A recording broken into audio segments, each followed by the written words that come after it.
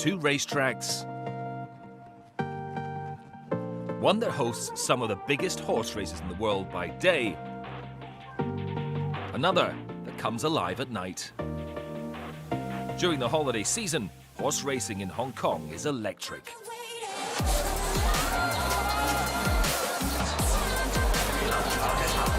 Every December, some of the world's best jockeys and horses descend on this busy municipality of China.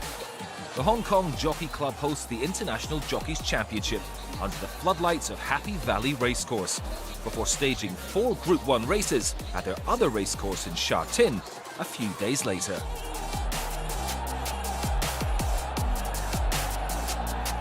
Director of Racing Business and Operations at the Hong Kong Jockey Club is William Nadar. It's a lot of preparation in terms of coordination, especially with overseas participation, and then coordinating the travel and getting everything together with the quarantine, setting up the track work, getting to the race day, making sure we have all of the elements together, the barrier draw, the gallop party. There's a lot of pieces, but we have a great team in place that they know what to do, and they've done it year after year, so we have it down to a science. But at the end of the day, we want to make sure that the people who come to the races and watch through simulcasting, whether it be domestically in Hong Kong or internationally, see the very best. The International Jockeys Championship draws together 12 of the world's best riders from 7 different jurisdictions. The jockeys go head-to-head across 4 races, in which they are allocated their horses through the drawing of lots. Australian Zac Purton clinched the title last year. 3, 2, 1. They're always great to ride in, being able to pit yourself up against the best riders from around the world that come for that series on that night. And the horses there got to be very quick out of the gates, they've got to be very sharp on the turns. You know, you come down the rock into that sharp turn into the straight. You need a lot of luck and a lot of things to go your way. It's great when you get a start in it. It's even better if you can win it. The opening leg demonstrated just how fast the course is, with Ireland's Colin Keane clinching victory in under a minute on the 1,000-metre track. What a dream start for the young Irishman. Special Stars is tearing away with the first leg. Special Stars, welcome to Hong Kong, young man. Last year's overall runner-up, Silvestre de Souza, finished just over a length back in second to register some early points on the board. And in the next race, the Brazilian, who races out of the UK, managed to go one better by leading from the front for much of the race. Glory Star with an almighty lead. Castellano's got him in sight though on Good For You. It's Glory Star all the way from Good For You and CP Power third. De Souza repaid the punters who had faith in him, eclipsing his performance in the first race. The International Jockeys Championship is as much about the fans as it is the jockeys. This year, it brought in a 30,000-strong crowd of tourists and locals looking for an adrenaline rush, a tipple at the bar, and an opportunity to win big. You're right on the track. You've got the mounting yard right behind it. It's incredible to be amongst the action rather than just being sort of a part of it. Atmosphere is just wonderful to get to meet new people, as well as just feel the adrenaline of the race, the horse, and everything that happens around here. It's about the culture. You hear that bell? Look at how everybody's tension starts to rise. How the adrenaline starts to glow. Adrenaline to it, and everybody's awesome. aura starts to glow. It's like they want to see their horse win, and that's the beauty of it. The local fans had something to cheer about in leg 3, when Hong Kong's C.Y. Ho claimed the win, with Silvestre de Souza maintaining his strong form to place third. By the fourth leg, 37-year-old de Souza, who has over 1,500 career victories, had all but secured the title. Silvestre de Souza looking for the championship, and he's got it. Experto Crede takes the final leg over Bank on Red and some street somewhere. The Brazilian underlined his dominance at this year's International Jockeys Championship, winning the final leg and securing overall glory on the day. With the midweek carnival over, attention turned to Sha Tin and the Turf World Championships. The event comprises of 4 races: the Hong Kong Vase, Sprint, Mile and Cup. The races have a combined prize purse of almost $12 million US, making it the third richest day in horse racing.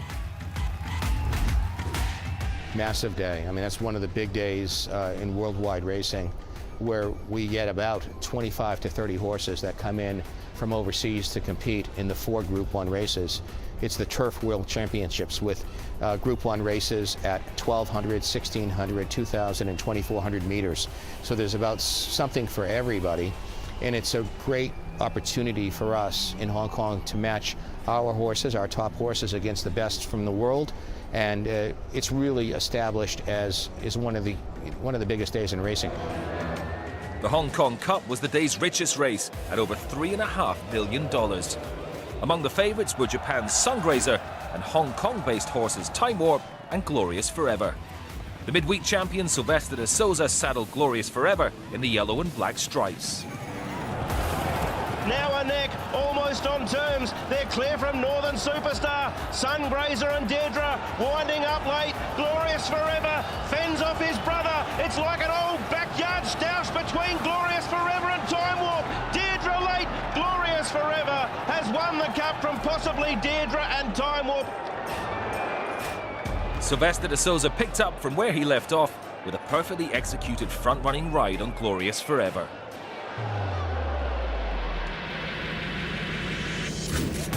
The Hong Kong Vase was no less exciting. 14 horses, including 8 runners from Europe, and Hong Kong's QE2 Cup winner Pakistan Star. But it was another local horse that emerged at the front. Exultant and Lise Gracheur, a real cliffhanger in the Vase. Exultant fights back and wins for Hong Kong. Zach Burton took the victory in Exultant for local trainer Tony Cruz. They go at fast pace, and the jockeys race tight here too. And stripes are very strict here. And I think horses, you got to really tune them up, yeah. And you got to have them really spot on to win races like that, you know. So I'm so happy to have won a few times, you know, and try to keep on winning, you know. Given that the races attract an international field of jockeys and horses, media from all over the world fly into Hong Kong to cover the event. More than 350 journalists were in town from the likes of Argentina, Canada and Sweden, as well as the horse racing strongholds of the United States, the UK and Australia. So what's the draw for those in the media? Well, I think it's the magic of Hong Kong itself. It does attract a terrific array and a diverse array of competitors each year at the December meeting, probably more so than any other international race meeting in the world. It may not necessarily be as strong as the Breeders' Cup in terms of the horse flesh, but it's strong and the diversity of the competitor is fantastic, and they've done a terrific job via racing, I think, in promoting tourism in Hong Kong. It's now a draw card for many people around the world, particularly from Europe and Australia, to come to Hong Kong in December. It has that reputation. This is the time to come. But the point about Hong Kong, I think, is that you could probably sum it up in 2 words. Atmosphere and competitiveness. To go racing at Happy Valley on a Wednesday evening, right in the middle of a bustling city with skyscrapers all around, is the most magical experience. And then to come out on Sunday to Sha Tin, it's almost a different world, and yet it's 5 miles down the road. The Hong Kong Sprint best typifies horse racing in this part of the world. Like the city, it's fast and closely bunched. As such, the local horses that are used to racing at the high intensity here were fancied for the win, including Hot King Prawn and Mr. Stunning. Mr. Stunning took a slender lead, edging away, beat the clock wider out, DB Pin. Mr. Stunning in front from DB Pin and beat the clock. Mr. Stunning, he's the man, wins the sprint again for Karis Teeton. Mr. Stunning from DB Pin and beat the clock. Hong Kong-based jockeys Karis Teeton and Sam Clipperton took the top 2 spots. Clipperton only moved to Hong Kong from Australia last year, drawn in by the lure of such a competitive jurisdiction. I think it's where every jockey strives to be at some point in their career. Obviously you have your game tactics before you go out, you have your plan, what you would like to happen, what the ideal circumstances are, but You also got to be ready to go to plan B, C, D or E. You know, there's so many different things that can happen as the gates open. You need to be ready to adapt to any situation. I think every jockey that leaves this place has learnt a hell of a lot. It's a place that it makes you sharper, it makes you a good operator for racing and business-wise. And like I said, I think it's a place where everybody strives to be. Another attraction for the jockeys is the calibre of horses. One of those is Beauty Generation, who's ranked the world's 6th best horse. The gelding headed into the mile unbeaten on his last 4 starts. Beauty Generation 5 in front. Viv Lawson, Southern Legend. He is invincible, Beauty Generation. What a champion he's going to be. What a champion he already is. Beauty Generation cleared the line some 3 lengths ahead of the pack, giving Zac Purton his 2nd victory of the day. There's a lot of variables that go into it, and then when you do finally win, that's what makes it that much more special, because you know it's not a fluke, you know it's a lot of hard work and everything's come together. And halfway through the race you think, oh, you know, this is going to be tough to getting it done, and you know, you got the relief, you got the satisfaction, you got the adrenaline. You know, it's a great feeling.